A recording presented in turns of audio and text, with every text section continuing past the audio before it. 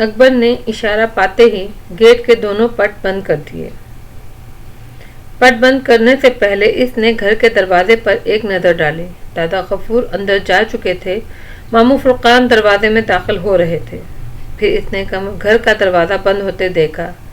تب اکبر نے بھی گیٹ بند کر دیا اور گیٹ کے ستون سے ٹیک لگا کر کھڑا ہو گیا۔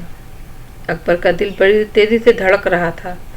طرح طرح کے وسوسے پیدا ہو رہے تھے، جانے کیا ہونے والا تھا۔ دادا غفور اور ماموں فرقان گھر میں داخل ہوئے تو وہاں سناٹا طاری تھا۔ فرش پر ریت پڑی تھی، جیسے کافی عرصے سے اس گھر کی صفائی نہ ہوئی ہو۔ ٹی وی لاؤنج بھائیں بھائیں کر رہا تھا۔ یہاں کوئی نہ تھا۔ فرش پہ قالین تھا، نہ ٹیلی ویژن، نہ ٹرالی میں رکھا VCR۔ ٹی وی لاؤنج بالکل ہی خالی تھا۔ پھر ماموں فرقان نے ڈرائنگ روم کا دروازہ کھولا۔ ڈرائنگ روم بھی خالی، بس ریت ہی ریت تھی جو فرش پر پھیلی پڑی تھی۔ ڈرائنگ روم سے نکل کر ماموں فرقان نے کچن کا رخ کیا، وہاں بھی کچھ نہ تھا۔ اب ان دونوں نے ایک ایک کمرہ دیکھنا شروع کیا۔ سارے کمرے بھائیں بھائیں کر رہے تھے، خالی پڑے تھے۔ اب ایک کمرہ دیکھنا باقی رہ گیا اور یہ تھا اکبر کا بیڈ روم۔ ماموں فرقان اس گھر کے چپے چپے سے واقف تھے اور اب تک جو واقعات پیش آئے تھے ان سے بھی اچھی طرح آگاہ تھے۔ انہیں معلوم تھا اسی کمرے میں وہ شمع روشن ہے جسے سید پور کے جن نے جلایا تھا اور جسے کسی طرح بھی بجھایا نہ جا سکا تھا۔ معلوم نہیں اس کمرے میں ایک شمع اور موجود ہے جو پگھل پگھل کر ہڈیوں کا ڈھانچہ بنتی جا رہی ہے۔ وہ تھی نیلم۔ نیلم کا کمرہ کھولنے سے پہلے ماموں فرقان نے دادا غفور کو دیکھا اور آہستہ سے بولے، یہ نیلم ہے۔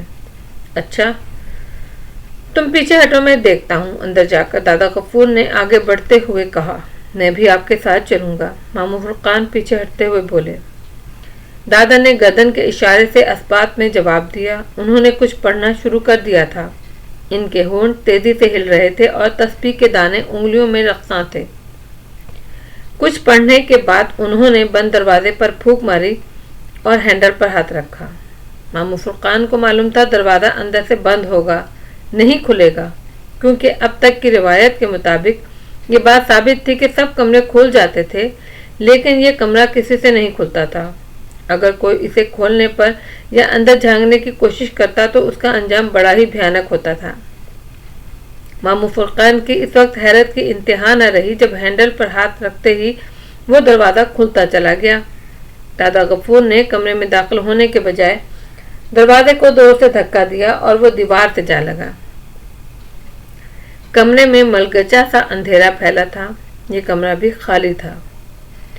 ماموں فرقان نے دروازے میں کھڑے ہو کر کمرے میں چاروں طرف نظر گھمائی، لیکن انہیں سید پور کے جن کی روشن کی ہوئی شمع کہیں دکھائی نہ دی۔ کمرے میں نیلم بھی نہ تھی، کمرے میں صرف براری تھی۔ یہ کیا ہوا؟ ماموں فرقان حیران تھے۔ یہ جو کچھ ہوا تھا ان کی توقع کے برخلاف تھا۔ نیلم کہاں گئی؟ دادا نے اس بات کا کوئی جواب نہ دیا۔ اب ان کے چہرے پر سنجیدگی طاری تھی۔ آؤ اندر چلیں، دادا غفور نے کمرے میں قدم رکھتے ہوئے کہا۔ ماموں فرقان بھی ان کے ساتھ چلے۔ انہوں نے آگے بڑھ کر کمرے کی ساری بتیاں روشن کر دیں۔ کمرے میں اجالا پھیل گیا۔ باتھ روم کا دروازہ بند تھا۔ ماموں فرقان آگے بڑھ کر اسے کھولنے لگے۔ باتھ روم میں بھی کوئی نہ تھا۔ دادا غفور نے کمرے کے درمیان میں کھڑے ہو کر کچھ پڑھنا شروع کیا۔ ان کی نظریں دروازے کی طرف تھیں۔ ماموں فرقان بھی خاموشی سے کھلے دروازے کی طرف دیکھ رہے تھے۔ دل میں ایک دھڑکا سا تھا۔ وہ سوچ رہے تھے ابھی کالے بلے کی آواز آئی کہ تب آئی، لیکن کچھ بھی نہ ہوا۔ ہر سو سناٹا چھایا رہا۔ دادا غفور نے پڑھنے کے بعد انگشت شہادت اپنے سر پر دائرے کی شکل میں گھمائی اور غصے سے کہا، کہاں ہے تو؟ چھپ کیوں گیا ہے؟ سامنے کیوں نہیں آتا؟ اس للکار کے جواب میں کوئی للکار سنائی نہ دی۔ ماموں فرقان نے ٹھنڈا اور گہرا سانس لیا اور دادا غفور کو دیکھ کر اداسی سے مسکراتے ہوئے بولے، چلا گیا وہ، گھر بھی چھوڑ گیا۔ ہاں، دادا نے اس بات میں گردن ہلائی۔ اور نیلم؟ ماموں نے اس بار سوال کیا۔ کچھ نہیں کہا جا سکتا۔ کہیں وہ اسے اپنے ساتھ تو نہیں لے گیا؟ ماموں فرقان نے خدشہ ظاہر کیا۔ ممکن ہے، دادا نے جواب دیا۔ اگر ایسا ہوا ہے تو بہت ہی برا ہوا۔ میرا خیال ہے ایسا ہو چکا ہے۔ نیلم کی غیر موجودگی بتاتی ہے کہ وہ اسے اپنے ساتھ لے گیا ہے۔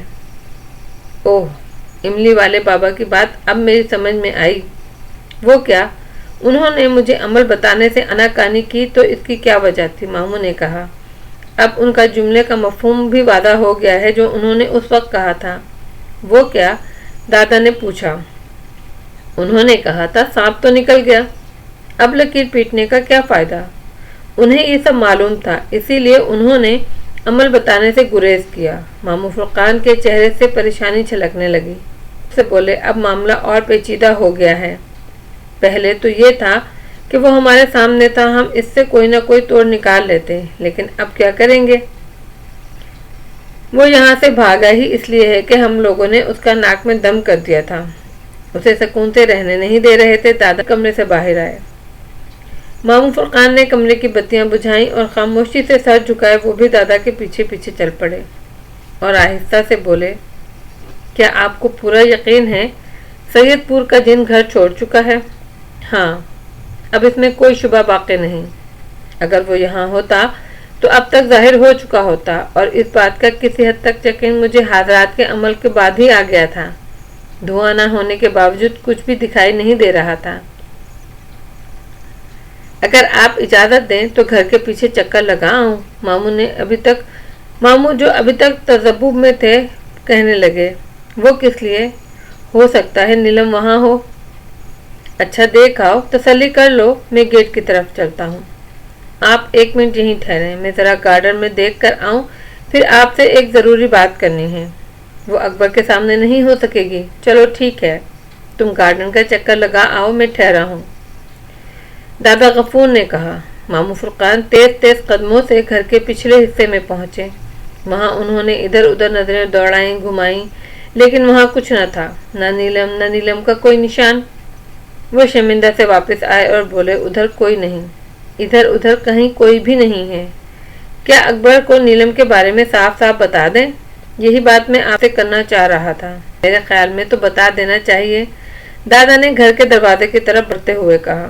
اسے بہت صدمہ ہوگا، ماموں نے کہا۔ ابھی تک تو اسے تسلی تھی کہ نیلم کسی بھی وقت آزاد ہو سکتی ہے، اب جب اس کو یہ معلوم ہوگا نیلم اس گھر سے جا چکی ہے اور وہ بھی کسی نامعلوم سمت، تو وہ بے حد پریشان ہو جائے گا۔ پھر تم اسے کیا کہو گے؟ پوچھا۔ ہم اسے اتنا بتا دیں کہ سید پور کا جن یہ گھر چھوڑ کر جا چکا ہے۔ یہ سوال سن کر سب سے پہلا سوال وہ یہ کرے گا کہ نیلم کہاں ہے؟ ہاں، یہ بات بھی آپ نے صحیح کہی۔ میرا خیال ہے اس سے حقیقت مت چھپاؤ، وہ بڑے حوصلے اور صبر والا لڑکا ہے، برداشت کر جائے گا، پھر ہم دونوں مل کر اسے تسلی بھی دیں گے، دادا غفور نے کہا۔ جھوٹی تسلی، ماموں نے مسکرا کر کہا۔ جھوٹی تسلی دینے میں کوئی حرج نہیں، دادا غفور بولے۔ ہم کسی طرح اس جن کا پتہ اور نشان معلوم ہو جائے، اگر مل گیا تو تسلی جھوٹی تو نہ رہے گی نا۔ وہ دونوں باتیں کرتے ہوئے گیٹ تک آ گئے۔ گیٹ بند تھا، بیچارہ باہر کھڑا بے چینی سے انتظار۔ دادا بولے، کسی خوشخبری کا منتظر ہے بیچارہ، اس لڑکے کی قسمت کتنی ہی خراب ہے، کام بنتے بنتے بگڑ جاتا ہے۔ ماموں فرقان نے آگے بڑھ کر گیٹ کھولا اور بولے۔ گیٹ باہر سے بند تھا۔ گیٹ کو ہلتے دیکھ کر اکبر چونکا، اس نے فوراً گیٹ کا کنڈا کھول دیا، پھر اس نے دونوں پر ایک طائرانہ نظر ڈالی، دونوں صحیح سلامت تھے۔ اکبر کو انہیں ٹھیک ٹھاک دیکھ کر بڑی خوشی ہوئی۔ اکبر گیٹ میں تالا لگا دو، ماموں نے کہا۔ اکبر نے گیٹ بند کر کے اس میں تالا لگا دیا۔ اسی اثنا اور ماموں فرقان گاڑی میں بیٹھ چکے تھے، مجبوراً اسے بھی ڈرائیونگ سیٹ سنبھالنا پڑی۔ وہ چاہ رہا تھا جلد از معلوم ہو جائے اندر کیا ہوا، لیکن دونوں بزرگ کچھ بتانے کے موڈ میں نہیں معلوم ہوتے تھے، اور وہ چاہتا نہیں تھا کہ خود سے پوچھے۔ اگر یہاں صرف ماموں ہوتے تو وہ کب کا ان سے کئی تابڑ توڑ سوال کر چکا ہوتا، لیکن دادا کا احترام لازم تھا۔ جب اکبر نے اسٹیئرنگ سنبھال لیا تو ماموں فرقان نے کہا، مجھے اپنے گھر چھوڑ دو اور پھر دادا غفور کو ان کے گھر چھوڑ آنا۔ دادا غفور کو تو میں چھوڑ آؤں گا، لیکن اتنی جلدی جانے کی کیا ضرورت ہے؟ دادا غفور کو اپنے ساتھ گھر لے چلتے ہیں، کچھ دیر گھر بیٹھ کر پھر چلے جائیں گے، اس طرح امی اور ابو سے بھی ان کی ملاقات ہو جائے گی۔ امی کو جب معلوم ہوا کہ آپ آئے ہیں تو وہ بڑی ہی خوش ہوئیں۔ انہوں نے فوراً ہی گھر کی چابی دے دی، ورنہ وہ چابی دینے کو تیار نہ تھی۔ اکبر نے گاڑی اسٹارٹ کی۔ نہیں برخوردار، اب میں سیدھا گھر جاؤں گا، اپنے امی اور ابو کو میرا سلام کہہ دینا، دادا غفور نے فیصلہ سنایا۔ جب گھر آ گیا تو ماموں فرقان گاڑی سے نیچے اتر گئے۔ انہوں نے دروازہ بند کر کے کھڑکی سے دادا غفور سے ہاتھ ملایا۔ اچھا، خدا حافظ، میں ایک آدھ دن میں آپ کے پاس آؤں گا، آپ راستے میں اکبر کو ذرا سمجھا لیجیے گا۔ اچھا ٹھیک ہے، دادا نے اطمینان سے کہا، پھر اکبر سے مخاطب ہو کر بولے، چلو میاں۔ جب گاڑی آگے بڑھی اس وقت ماموں فرقان گھنٹی کے بٹن پر ہاتھ رکھ چکے تھے۔ وہ جس بات سے پریشان تھے وہ مسئلہ آسانی سے حل ہو گیا تھا۔ سچی بات یہ تھی کہ ان میں ہمت نہ تھی کہ اکبر سے بات کر کے اسے یہ بتانے کی کہ نیلم اب خالی گھر میں نہیں ہے۔ دادا غفور اسے بتا بھی دیں گے اور سمجھا بھی دیں گے۔ گاڑی تھوڑا آگے بڑھی تو دادا غفور نے کہا، اکبر میاں ذرا گاڑی روکو۔ اکبر نے فوراً گاڑی روک کر سڑک کے ایک طرف کر لی اور حیرت سے دادا غفور کو دیکھا۔ خیریت؟ ہاں خیریت ہے، میں ذرا تمہارے پاس آگے آ جاؤں۔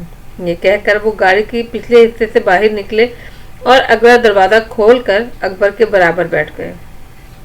اب چلو، تم سے بات کرنا تھی، پیچھے بیٹھ کر نہ ہوتی۔ جی جی، اکبر ہمتاً گوش ہو گیا۔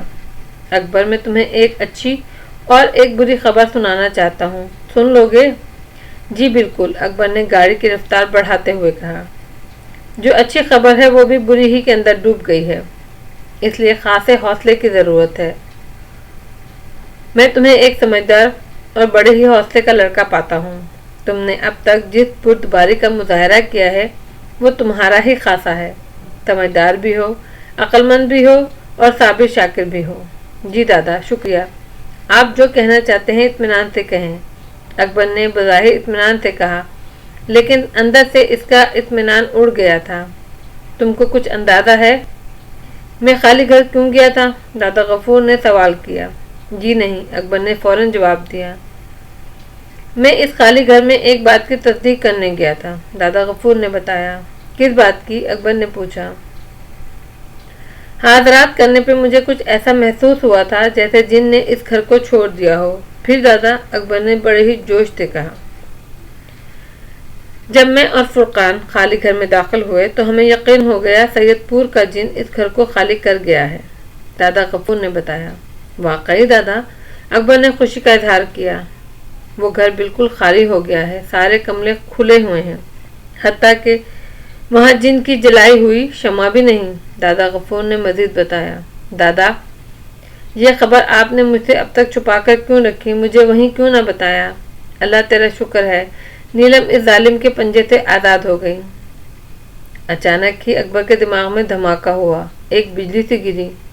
اگر سید پور کا جن گھر چھوڑ گیا ہے، وہاں اس کی جلائی ہوئی شمع بھی نہیں ہے، تو پھر نیلم کہاں ہے؟ جب وہ آزاد ہو گئی ہے تو یہ لوگ اسے اپنے ساتھ باہر کیوں نہیں لائے؟ اسے وہاں کیوں چھوڑائے؟ اس کا مطلب ہے بیچ میں کوئی گڑبڑ ہے۔ دادا، اکبر کی آنکھوں میں جن کے چلے جانے سے جو چمک پیدا ہوئی تھی فوراً ہی ختم ہو گئی۔ اس کی آنکھوں کے چراغ بجھ گئے۔ وہ بڑی بدحواسی سے بولا، اب وہ بری خبر بھی سنا دیجیے۔ نیلم گھر میں نہیں ہے، دادا نے صاف اور دو ٹوک لہجے میں کہا۔ نیلم بھلا وہاں سے کہاں جا سکتی ہے؟ اکبر نے دادا پر شبہ بھری نظر ڈالی۔ دادا، خدا کے واسطے جو سچ ہے فوراً بتائیے، مجھ میں حوصلہ ہے، میں برداشت کروں گا، بس یہی سچ ہے، دادا نے کہا۔ تب جن اس گھر کو چھوڑ کر چلا گیا ہے تو نیلم وہاں سے کہاں غائب ہو گئی؟ یہ ناممکن ہے دادا۔ کیا نیلم مر گئی ہے؟ آپ لوگوں نے وہاں اس کی لاش دیکھی ہے؟ نہیں اکبر بیٹا، ایسی کوئی بات نہیں۔ آؤ تم واپس چلو، اس گھر کے اندر جا کر دیکھ لو۔ پھر وہ آخر کہاں گئی؟ میرا خیال ہے جن اسے اپنے ساتھ لے گیا ہے۔ یہ تو بہت ہی برا ہوا دادا، اب ہم اسے کہاں ڈھونڈیں گے؟ سب میں اسے تلاش کرنے کی کوشش کروں گا۔ تم مجھ سے ایک وعدہ کرو، نیلم کے جانے کا دل پر اثر نہیں لوگے، ویسے ہی صبر کا مظاہرہ کرو گے جیسا کہ اب تک کرتے آئے ہو، ٹھیک ہے؟ ٹھیک ہے، اکبر نے اداسی سے کہا۔ فرقان کو ساتھ لے جا کر املی والے بابا سے پھر ملو، انہیں سارے حالات بتاؤ، دیکھو وہ کیا کہتے ہیں، پھر آ کر مجھے بتانا۔ میں اپنے طور پر بھی کچھ کرتا ہوں، دادا نے کہا۔ پھر اس کے بعد ان دونوں کے درمیان کوئی گفتگو نہ ہوئی۔ دونوں کے ہونٹ جیسے سختی سے سل گئے تھے۔ دادا غفور نے اسے خبر سنانے کو تو سنا دی اور اپنی طرف سے سمجھا بھی دیا، لے جا رہا تھا۔ جن کا فرار اور نیلم کی گمشدگی ایک سانحہ تھی۔ اس خبر کو سننے کے بعد اکبر پر افسردگی کا حملہ ہوا۔ اسے نہیں معلوم وہ کس طرح بر پہنچا، دادا کو ان کے گھر کے دروازے تک چھوڑا اور کس طرح واپس اپنے گھر گلشن آیا۔ گھر پہنچا تو سب نے ہی اسے فکر مندی سے دیکھا۔ اکبر نے کوشش کر کے مسکرانے کی کوشش کی۔ اس مسکرانے کی کوشش میں اس کی آنکھیں ہی بھر آئیں۔ وہ خاموشی سے ایک صوفے میں دھنس گیا۔ صابرہ اٹھ کر اس کے قریب آئی اور اس کا بازو اپنے ہاتھ میں لیتے ہوئے بولی، چھوڑ آئے دادا کو؟ جی امی، اپنے بڑے سپاٹ لہجے میں کہا۔ دادا غفور نے کیا کہا کہ آنکھوں میں دیکھتے ہوئے کہا، وہی جو آپ نہ کہہ سکے۔ اکبر نے صاف لہجے میں جواب دیا۔ ناراض ہو مجھ سے؟ ماموں اٹھ کر اس کے دائیں جانب بیٹھ گئے۔ نہیں، میں کسی سے ناراض نہیں، البتہ تقدیر مجھ سے ضرور ناراض ہے۔ پریشان مت ہو بیٹا، سب ٹھیک ہو جائے گا۔ صابرہ نے اس کا ہاتھ دبایا۔ امی، اب مجھے لگتا ہے کچھ بھی ٹھیک نہیں ہوگا، اکبر نے مایوسی سے کہا۔ اکبر بھائی حوصلہ رکھیں، راشدہ بولی۔ بیٹا اس طرح ہمت ہار بیٹھو گے تو کس طرح کام چلے گا؟ بابر علی نے بھی کہا۔ دادا غفور نے کوئی مشورہ دیا ہے کیا؟ ماموں فرقان نے پوچھا۔ ہاں، وہ کہہ رہے تھے میں آپ کو لے کر املی والے بابا سے ملوں، اکبر نے کہا۔ ٹھیک ہے، پھر ہم دونوں صبح ادھر چلیں گے۔ اچھا، اکبر نے مختصر سا جواب دیا۔ وہ کچھ سوچ رہا تھا، اصل میں اب تک اس نے جن کے فرار اور نیلم کی گمشدگی کو دل سے قبول نہیں کیا تھا۔ سوچتے سوچتے اس خیال کے آتے ہی وہ اپنی ماں سے مخاطب ہوا، امی، گھر کی چابیاں کہاں ہیں؟ چابی تو تمہارے ہی پاس تھی بیٹا۔ امی، وہ تو صرف گیٹ کے تالے کی چابی ہے، میں کمرے کی چابیاں مانگ رہا ہوں۔ الماری کے دراز میں ہیں، لاؤں؟ ہاں امی۔ کیا کرو گے؟ ماموں نے پوچھا۔ میں خالی گھر تک جاؤں گا، تمام کمروں کے تالے بند کر کے دیکھوں گا۔ اگر وہ سارے تالے بند ہو گئے تو میں سمجھ جاؤں گا کہ اب وہاں کوئی نہیں ہے، کیونکہ جب ہم نے گھر خالی کیا تھا تو دروازوں کا ایک بھی تالا بند نہیں ہوا تھا۔ ٹھیک ہے، تم جا کر تالے بند کر آؤ، پورا گھر کھلا ہوا ہے، ماموں نے کہا۔ راشدہ نے لا کر چابیوں کا گچھا اس کے ہاتھ پر رکھا اور بولی، اکبر بھائی، آپ وہاں اکیلے جائیں گے؟ اکیلے جانے میں کیا ہے جب وہاں کوئی ہے ہی نہیں، اکبر افسردگی سے بولا۔ ماموں کو ساتھ لے جاؤ یا کہو تو میں چلوں، بابر علی نے کہا۔ ارے نہیں ابو، آپ آرام سے بیٹھیے، میں آیا۔ یہ کہہ کر وہ گھر سے نکل گیا۔ گاڑی ابھی بھی گیٹ کے باہر ہی کھڑی تھی۔ گاڑی اسٹارٹ کر اس نے گھر کی طرف رخ کیا۔ رات ہو چکی تھی۔ خالی گھر پہنچا تو گھر تاریکی میں ڈوبا تھا۔ اس گھر کو دیکھ کر ایک خوف کی لہر اس کے جسم میں داخل ہوئی۔ اس نے ہمت کر کے گیٹ پر پڑے ہوئے تالے کو کھولا، گیٹ کے دونوں پٹوں کو زور سے دھکا دیا، گیٹ کھل گئے اور وہ اللہ کا نام لے کر آگے بڑھا۔ سب سے گیٹ اور گھر کے دروازے کی بتیاں روشن کی، پھر گھر کے اندر داخل ہوا۔ اب وہ ہر کمرے میں داخل ہو کر لائٹ جلاتا جا رہا تھا۔ پھر سب سے آخر میں وہ اپنے بیڈ روم کے دروازے پر پہنچا۔ دروازہ کھولنے سے پہلے اس کے دل کی دھڑکن اچانک تیز ہو گئی۔ اس کمرے سے بہت ہی بھیانک اور دہشت ناک یادیں وابستہ تھیں۔ پھر اس نے ہمت کر کے دروازہ کھول دیا اور کمرے میں داخل ہو کر بتیاں روشن۔ سارے کمروں کی طرح سے یہ کمرہ بھی خالی پڑا تھا، ایسا ہی جیسے وہ چھوڑ کر گئے تھے۔ بس ایک فرق تھا، اب کمرے کے فرش پر شمع نہیں روشن تھی۔ اس نے کمرے کے درمیان کھڑے ہو کر چاروں طرف نظریں دوڑائیں۔ اس کی نظریں کچھ ڈھونڈ رہی تھیں۔ وہ نوشتہ دیوار پڑھنا چاہتا تھا، لیکن دیوار پر کچھ بھی نہیں لکھا تھا جو اس کو نظر آتا۔ پھر وہ باتھ روم میں داخل ہوا، لائٹ روشن کی۔ باتھ روم میں بھی کچھ نہ تھا۔ اس نے ایسے ہی دروازے کے پیچھے جھانکا۔ اس کا خیال تھا شاید دروازے کے پیچھے لگی کھونٹیوں میں نیلم کا کوئی کپڑا رہ گیا ہو۔ کھونٹیوں پر تو کچھ نہ تھا، وہ خالی تھی، لیکن پھر اچانک وہ چونک پڑا۔ دروازے کے پیچھے کچھ لکھا تھا۔ یہ نیلم کی تحریر تھی۔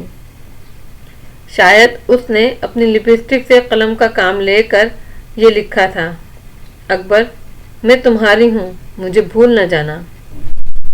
اس تحریر کو دیکھ کر اکبر کے دل پر ایک برچھی سی لگی.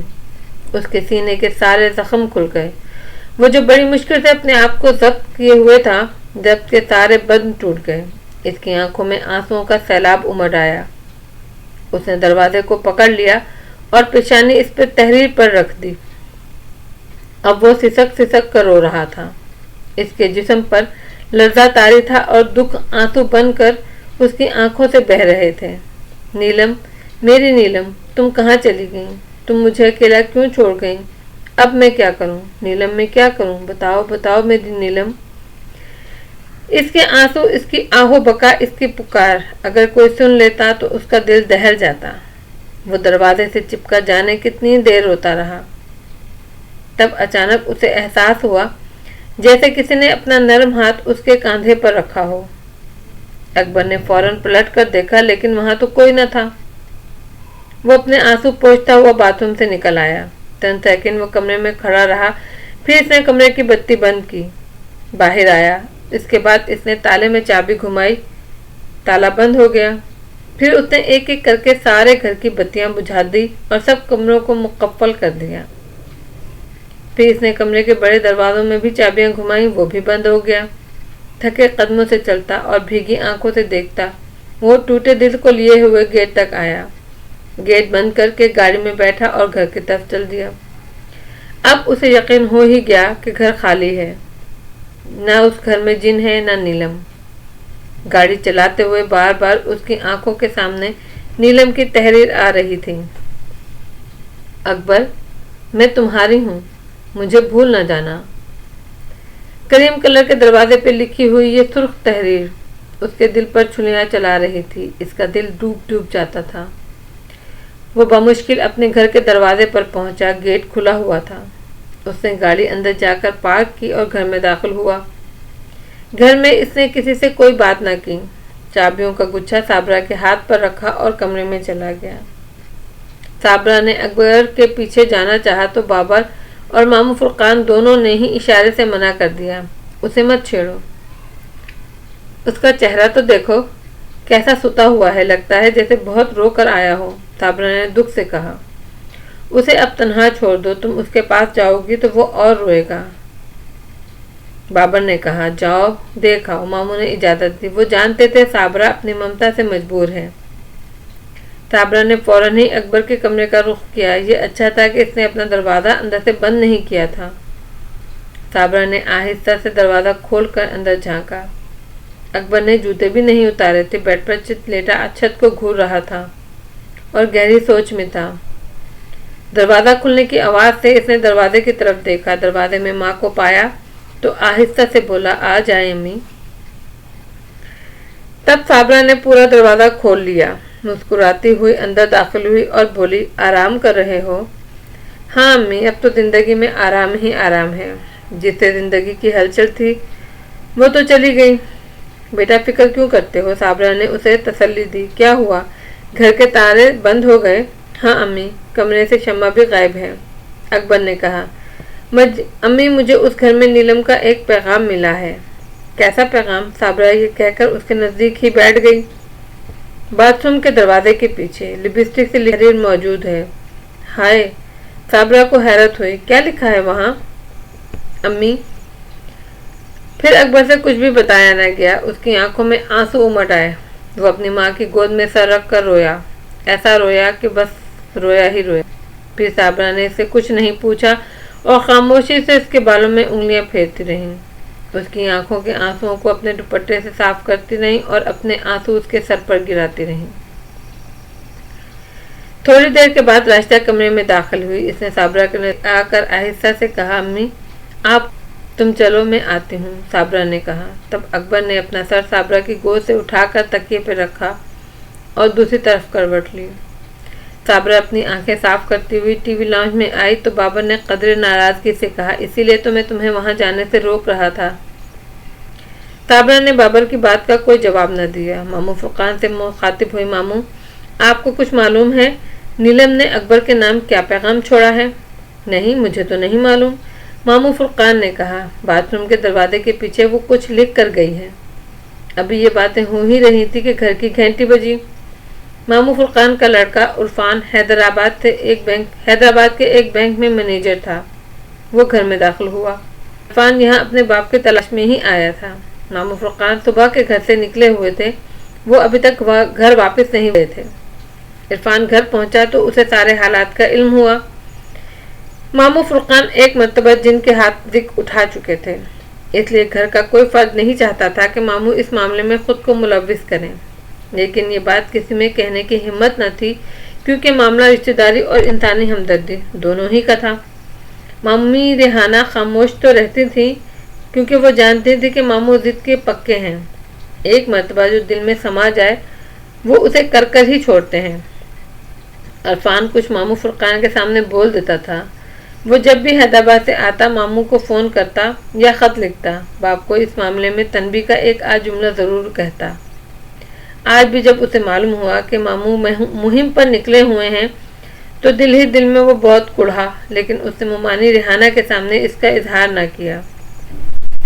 گلشن کے گھر میں فون نہیں تھا، اس لیے اس کے سوا کوئی چارہ نہ تھا کہ گھر جا کر ہی خیریت معلوم کی جائے۔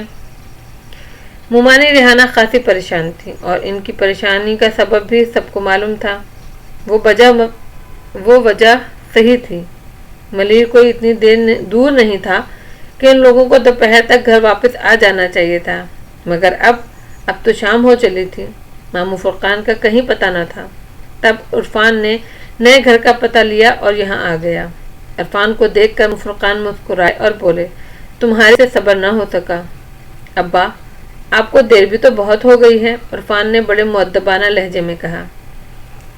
اکبر کو جب معلوم ہوا کہ عرفان آیا ہے تو وہ اپنے کمرے سے اٹھ کر چلا آیا۔ دیکھ کر عرفان حیرت زدہ رہ گیا۔ عرفان کی حیرت اکبر نے نوٹس نہ لیا۔ وہ اپنے غم میں مبتلا تھا، دھیرے سے بولا، اور مجھے کہاں ہونا چاہیے؟ شبہ تو مجھے اس کی بات سے ہی ہو گیا تھا، لیکن اب تمہیں یہاں دیکھ کر شبہ یقین میں بدل گیا ہے۔ عرفان نے بڑے پر یقین لہجے میں کہا۔ عرفان، آپ کو کس بات کا یقین ہو گیا؟ راجہ نے مسکراتے ہوئے کہا۔ میں نے آج اکبر کو حیدرآباد اسٹیشن پر دیکھا تھا، نیلم کے ساتھ۔ عرفان نے بالآخر حیران کرنے والی خبر سنا ہی دی۔ یہ خبر واقعی بڑا دھماکہ تھی۔ سب کے سب چونک گئے اور حیرت سے عرفان کو دیکھنے لگے۔ تم نے اکبر کو نیلم کے ساتھ دیکھا؟ ماموں نے دوبارہ تصدیق چاہی۔ جی ابا جی، عرفان نے بڑے ہی یقین سے کہا۔ پوری بات بتاؤ، بابر علی نے بے چین ہو کر کہا۔ میں حیدرآباد سے کراچی ہمیشہ گاڑی میں آتا ہوں۔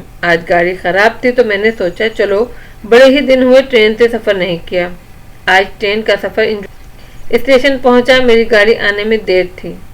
میں پلیٹ فارم پر ادھر ادھر ٹہلنے لگا، اتنے میں کراچی سے آنے والی ایک گاڑی پلیٹ فارم پر رکی۔ میں جہاں کھڑا تھا وہاں فرسٹ کلاس کا ڈبہ تھا۔ گاڑی رکتے ہی میری نظر نیلم پر پڑی۔ وہ برتھ پر بیٹھی تھی اور اس کی نظریں اوپر تھیں، شاید وہ کھڑکی کھولنے والے کو دیکھ رہی تھی۔ پھر مجھے کھڑکی میں اکبر کا چہرہ نظر آیا۔ نیلم کی شکل دیکھتے ہی میں کھڑکی کی طرف بڑھا تھا۔ جب میں نے اکبر کو کھڑکی سے جھانکتے دیکھا تو میں نے اسے آواز دی۔ اپنا نام سن کر اس نے ایک نظر میری طرف دیکھا۔ وہ آنکھیں دیکھ کر میں ایک لمحے کو ٹھٹک گیا۔ وہ انسانی آنکھیں نہیں تھیں اور اب میں یقین سے کہہ سکتا ہوں وہ کسی بلے کی آنکھیں تھیں۔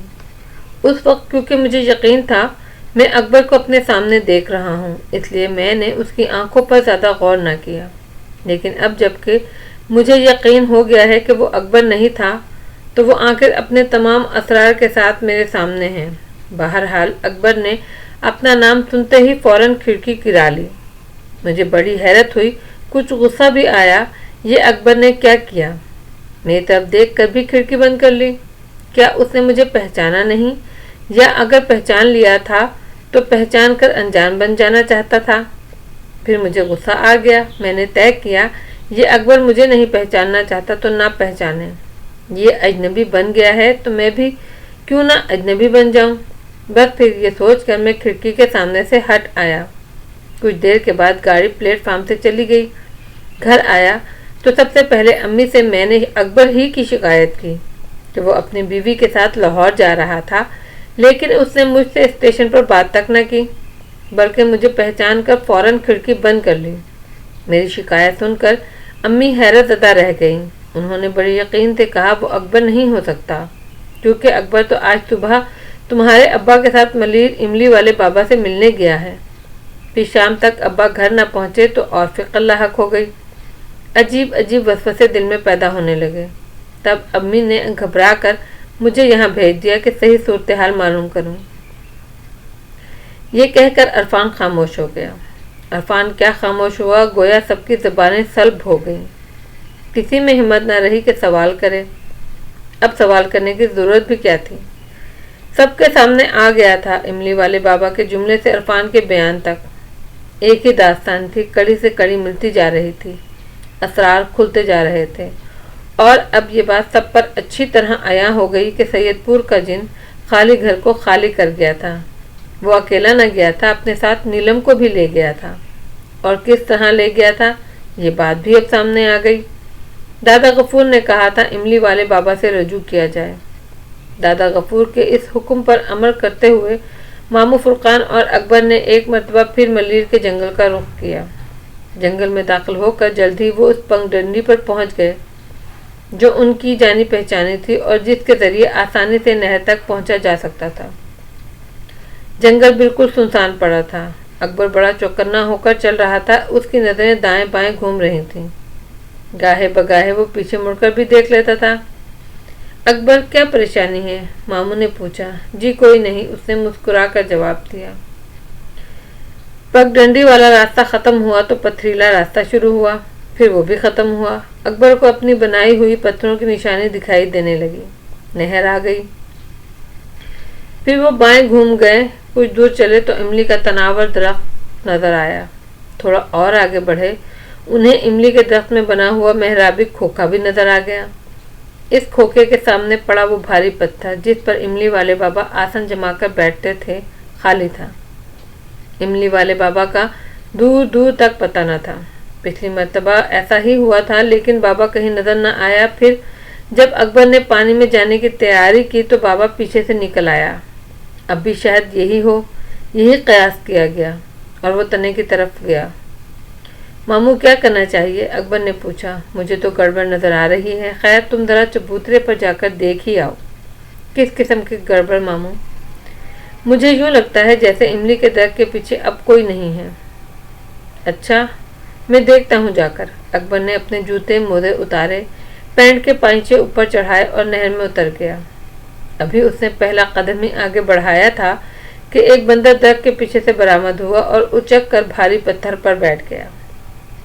اکبر نے دوسرا قدم آگے بڑھایا تو ایک اور بندر درخت کی اوٹ سے نکلا اور پتھر پر بیٹھے ہوئے بندر کے سامنے زمین پر بیٹھ گیا۔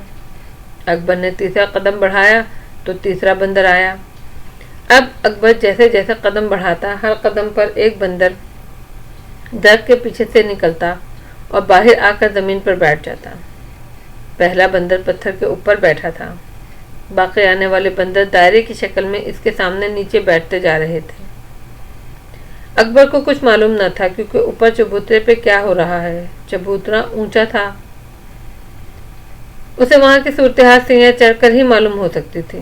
ماموں فرقان نہر کے کنارے کھڑے تھے۔ انہوں نے بندروں کی پراسرار آمد دیکھ لی تھی۔ بندروں کا درخت کی اوٹ سے نکلنا اب بھی جاری تھا۔ ماموں فرقان کو اندازہ ہو گیا کہ ان بندروں کے عزائم کیا ہیں۔ تب انہوں نے اکبر کو آواز دی، اکبر! جی ماموں۔ اکبر نے بڑھتا ہوا قدم روک کر ماموں کی طرف دیکھا اور پوچھا، واپس آ جاؤ بیٹا۔ کیوں ماموں؟ جو مجھے نظر آ رہا ہے وہ تمہیں نظر نہیں آ رہا۔ بحث مت کرو، فوراً آؤ۔ اس مرتبہ ماموں کی آواز میں کوئی ایسی بات تھی کہ اکبر کے بڑھتے قدم رک گئے۔ وہ جلدی سے نہر سے باہر نکل آیا۔ جب اس نے کنارے پر چڑھ کر درخت کے نیچے دیکھا تو اس کی آنکھیں حیرت سے پھیل گئیں۔ ارے ماموں، اتنے سارے بندر یہ کہاں سے آئے؟ بس اب چلو، ماموں نے تنبیہ کی۔ لیکن ماموں، اکبر نے کچھ کہنا چاہا۔ یہ لیکن ویکن کا وقت نہیں ہے۔ اگر بندروں نے ہم پر حملہ کر دیا تو جان بچانی مشکل ہو جائے گی۔ ماموں نے اکبر کا ہاتھ پکڑا اور جنگل کی طرف کھینچنے لگے۔ پھر جب وہ بندروں کی زد سے نکل آئے تو ماموں فرقان نے اس کا ہاتھ چھوڑا۔ یہ سب کیا تھا ماموں؟ اکبر نے پوچھا۔ یہ جنگل کا اسرار ہے۔ ماموں نے گول مول بات کی۔ اور املی والے بابا؟ وہ اس وقت درخت کے نیچے نہیں تھے، اگر ہوتے تو ہم سے ملنے ضرور آتے۔ یہ آپ کیسے کہہ سکتے ہیں؟ اکبر نے پوچھا۔ یہ میرا اندازہ ہے، تم جانتے ہو میرے اندازے کس قدر صحیح ہوتے ہیں، ماموں نے کہا۔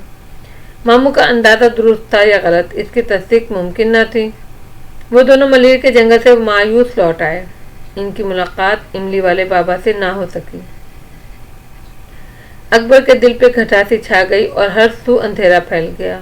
نیلم خالی گھر میں موجود تھی تو کم سے کم اس بات کی امید تھی کہ وہ ایک نہ ایک دن آزاد ہو ہی جائے گی۔ اب وہ امید کی کرن بھی ختم ہو گئی تھی۔ سید پور کا جن نیلم کو لے اڑا تھا، اسے نہیں معلوم تھا، اسے کیا کسی کو بھی نہیں معلوم تھا کہ سید پور کا جن نیلم کو کہاں لے گیا۔ اب وہ اسے کہاں تلاش کرے گا، کیسے حاصل کرے گا؟ جن سے مدد کی امید تھی وہ غائب۔ املی والے بابا کی جگہ بندروں سے ملاقات ہوئی۔ ماموں فرقان اور دادا غفور بے بس ہو گئے۔ ان کے پاس سوائے جھوٹی تسلیوں کے کچھ نہ تھا۔ جن کے خالی گھر سے چلے جانے اور اس بات کی شہادت مل جانے کے بعد کہ نیلم جن کے ساتھ چلی گئی ہے، اس بات کی ضرورت تھی کہ نیلم کے والدین کو اس حادثے کی اطلاع دے دی جائے۔ بابر نے اپنے فرنیچر کے شو روم سے لاہور فون کیا۔ فیاض حسین اپنے دفتر جا چکا تھا۔ واحدہ گھر پر موجود تھی۔ اس نے چیختے فون کا ریسیور اٹھایا اور بولی، ہیلو۔ ہاں واحدہ، میں بابر بول رہا ہوں۔ بابر بھائی کیا حال ہے؟ واحدہ نے پوچھا۔ واحدہ ادھر ایک حادثہ ہو گیا ہے، بابر علی نے افسردہ سے لہجے میں کہا۔ یا اللہ خیر۔ واحدہ نے فوراً ہی دل تھاما اور کہا، کیا ہوا بابر بھائی؟ نیلم تو خیریت سے ہے۔ واحدہ، نیلم کو جن لے اڑا ہے۔ ہائے اللہ! یہ خبر سن کر واحدہ پر لرزہ طاری ہو گیا۔ وہ اسے کہاں لے گیا؟ کچھ نہیں معلوم، بابر علی نے مایوسی سے کہا۔ ماموں فرقان کے لڑکے عرفان نے نیلم کو حیدرآباد اسٹیشن پر گھر سے جانے والی ایک گاڑی میں دیکھا تھا۔ جن نے اکبر کا روپ دھارا ہوا تھا۔ اوہ میرے اللہ، اب کیا ہوگا؟ واحدہ پر لرزہ طاری تھا۔ فیاض کہاں ہیں؟ وہ ابھی آفس کے لیے نکلے ہیں، میں انہیں اطلاع دیتی ہوں، واحدہ نے کہا۔ واحدہ تم لوگ کراچی کیوں نہیں آ جاتے؟ بابر علی نے کہا۔ بابر بھائی اگر سیٹ مل گئی تو آج شام ہی ہم کراچی پہنچ جائیں گے۔ ہاں تم لوگ آ جاؤ تو پھر مل بیٹھ کر سوچنا ہے۔ واحدہ اور فیاض حد پہ پروگرام 6 بجے کی فلائٹ سے کراچی پہنچ گئے۔ دوپہر کو فیاض نے اپنے آنے کی اطلاع دی تھی، اس لیے اکبر انہیں لینے ایئرپورٹ چلا گیا۔